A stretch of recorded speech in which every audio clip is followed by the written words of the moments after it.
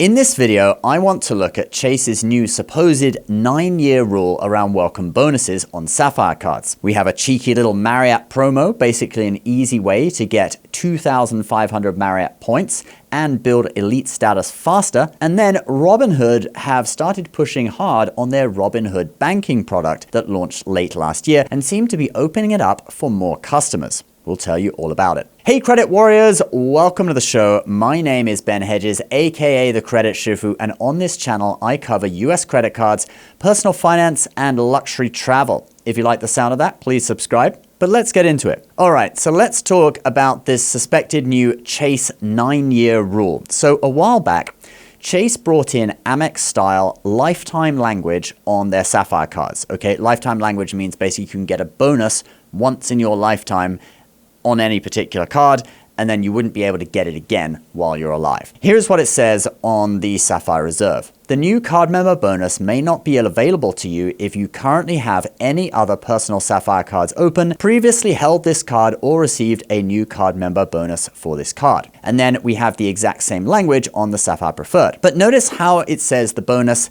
may not be available, not will not. So it seems there is some wiggle room here, and there is a post on Reddit that has attracted some attention, and because of it, people are now suspecting that if you wait 9 years since you got the bonus before, that counts as a lifetime. What is this, a cat? No, that's 9 lives, not lives that are 9 years long. Well, anyway, whatever. Let's read through it, and this is from r/churning on Reddit. CSR SUBDP, that means Chase Sapphire Reserve sign-up bonus data point. I received the 50,000 sign-up bonus for the CSR in 2017. I downgraded to the CSP, Chase Sapphire Preferred, in 2022, and eventually cancelled in 2023. A few months later, I signed up and received a new CSP bonus in 2023. Today, I applied for a CSR while holding the CSP. Did not receive any pop-up and went straight to approval. Edit, sign-up bonus tracker is visible in mobile app. So Chase used to have a 48-month rule on their Sapphire cards. You could get a bonus every 48 months, which is 4 years, if you cancelled and then signed up again. So that is what this guy did. 2017 to 2023, that's like 6 years. So that's way over the 48-month/4 year period. But then he goes on to say that he tested the limits of Chase's new rules, because not only did he apply for the reserve while holding the preferred, which actually you can do now, they've got rid of the one Sapphire rule that they used to have, but he also seems to have got the bonus on the reserve because he didn't get the pop-up and he got the bonus tracker appearing immediately in the app after he opened the account. So that's an interesting data point, and it shows that Chase's once-in-a-lifetime rule really isn't that strict if you're a cat. Why do I keep thinking of a cat? It's 9 lives, not lives that are 9 years long. Anyway, the rule isn't that strict if you wait 9 years, and maybe as we go along, we'll see more data points of people who applied after 8 years or maybe 7 years, and then we'll be able to see which are more likely to get approved and start to figure out if there is an unpublished rule here, like kind of like the 524, right? Where Chase says 524 isn't a thing, right? That's right. If you've opened 5 or more credit cards in the past 24 months, Chase won't approve you for any new cards. It is a rule on many Chase cards, okay? Not some of the co-branded cards, but on all their actual Chase branded cards, it does seem to be a rule, but they say it's not a thing. But we know otherwise. In addition to this, we already had a data point a while back when someone was able to get 2 Sapphire bonuses within 2 years, one on the CSP and one on the CSR. We kind of know that from the terms and conditions anyway, but this data point proves that you can now do it. So we know bonuses on one Sapphire card, for example CSP, do not affect eligibility anymore for bonuses on the other one, the CSR. All right, let's move on to this Marriott promo that you can sign up for.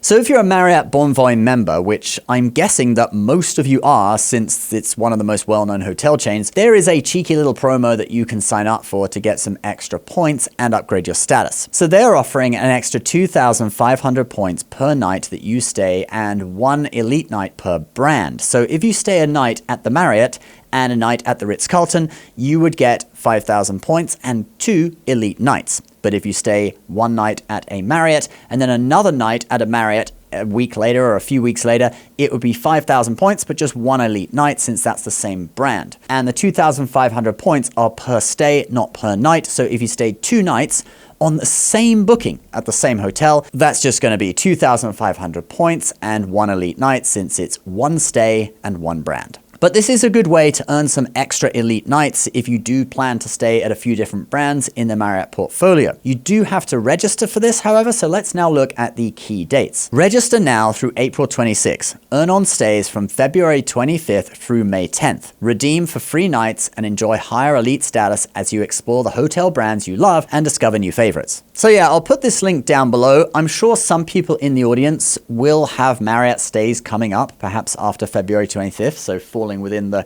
time frame. But even if you don't, it may be worth registering just in case, since you're probably going to forget all about this after you finish watching this video. So if you register and then you do go on to, randomly stay at a Marriott, you'll get some extra points and an elite night. Thank me later. All right, now let's talk about Robinhood's new banking product. But first, if you do like earning a lot of points that you can go on to use for free travel or whatever you like, I encourage you to check out the Bilt dining program. Now, you probably know Bilt because of the launch of their 3 new credit cards, which kind of had a few hiccups, but you can be a Bilt member without having their credit card, okay? And you can still earn their points, which can be transferred to a load of partners like Hyatt Hotels and a load of airlines as well. And one of the easiest ways to earn Bilt points is through their dining program. It gives you 3 extra points on top of whatever you earn on your credit card at most restaurants in the program. So if you use the Amex Gold at one of their restaurants, for example, that's 3 points from Bilt and 4 from Amex for a total of 7 points per dollar. The link for this is below. There's no cost to sign up. Just be sure to link the card that you use for dining so that you do actually earn points when you use your card at those restaurants.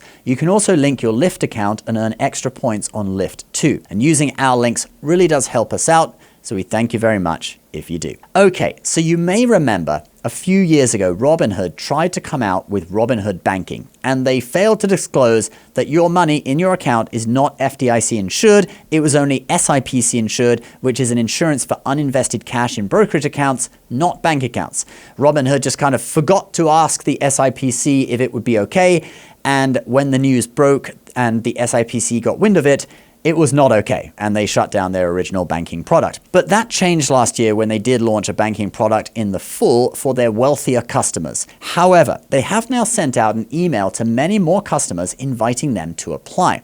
So it seems that their banking product is no longer reserved just for ultra high net worth customers. In fact, if you go to their banking page on their website, you see this: private banking unlocked, not just for the ultra wealthy. I forget whether that was like that before, so I'm not sure if that's something new that has changed with this email or it was always like that. But anyway, if you scroll down this Egyptian themed page, you get the benefits like 3.5% APY on savings. That's slightly better than gold, which is currently 3.25%, although it would only make a difference, that extra 0.25, if you really do have a large amount of money in there. Apparently though, according to the CEO on their recent earnings call, they want to offer 3.25% APY, not just on savings, but on their checking accounts too. In that earnings call as well, the CEO also said that they had 25,000 banking customers so far, and they are looking to expand it more this year. So if you are interested in Robinhood banking, do check it out on their website. It seems that they are still aiming at higher end customers,